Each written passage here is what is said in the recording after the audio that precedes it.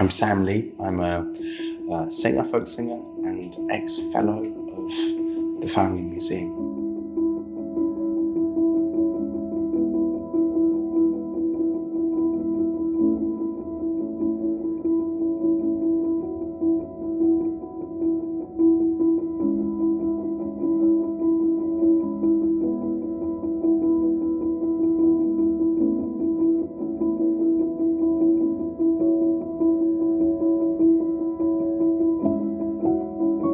There's so many different shapes and sizes and qualities of what a token can be. I may come from the quite traditional because I've known them as the snapping of a coin, and know that I did choose a coin, not a broken coin, but a punctured coin, one that has 5 holes pierced in it.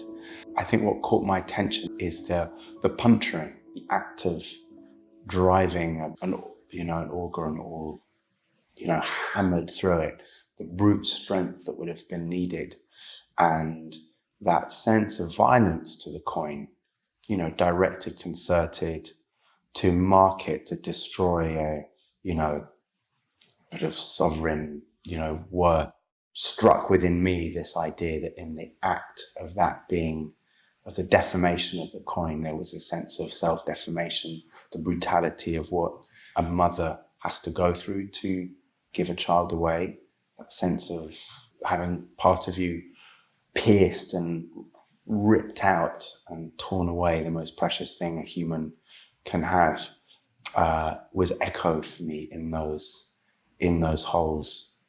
Every bang, you can kind of feel that reverberating through her, knowing what that act was and the purpose behind it, and the numbness. When you've had a violence or an attack or something's been destroyed, what that does in terms to the body. So as a folk singer, the concept of a token is not new. It's a theme that exists within many songs as this kind of idea of a contract of love, of connection, and separation as well, obviously.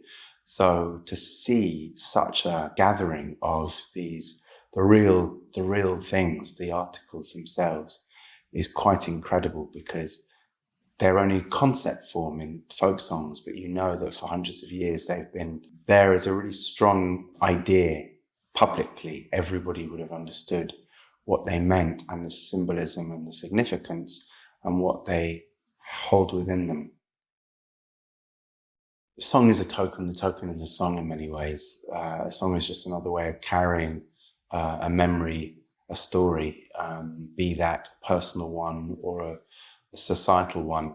There's not a Broken Token song, but there are lots of songs about that relationship, of the impact of having a child out of wedlock, and what that does to a mother, to a family.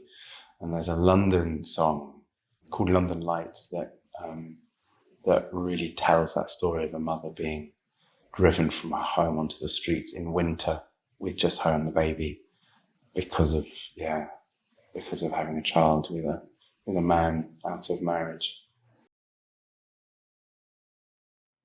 See how those London lights are gleaming through the frost and falling snow. Sleep on, my blue-eyed treasure. Your mother's got nowhere to go. It was those 2 blue eyes entice me. Entice me from my happy home. And now he's gone away and left me, and on my brow is written shame. See how my parents, they do slight me. and my sisters do the same. My father says he will not own me, and my mother hangs her head in shame. See how those London lights are gleaming, shining through the frost and snow. Sleep on, my blue-eyed treasure. Your mother's got nowhere to go.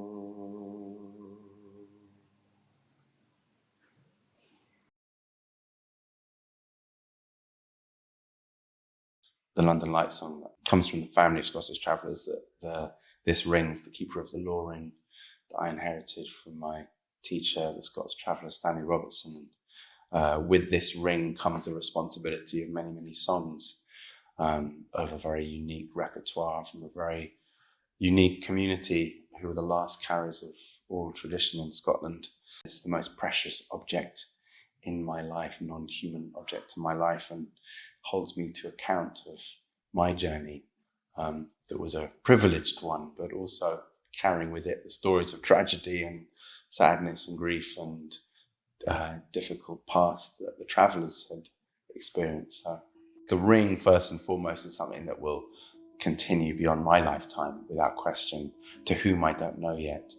But for me, in some ways, the songs are they're my heirlooms that are most precious to me because I've received them from somebody else, and they don't hold any weight, physical weight to them, but they hold an enormous cultural weight.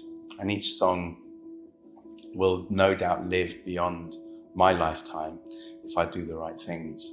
And whoever receives them then gets to do what they like with them.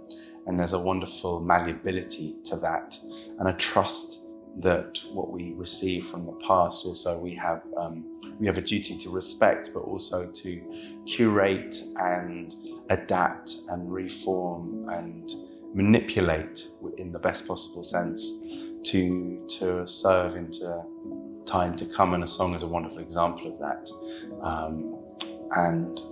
So what goes with the song is also the trust that somebody else will do good by them and look after it, tend the flame, as I was saying.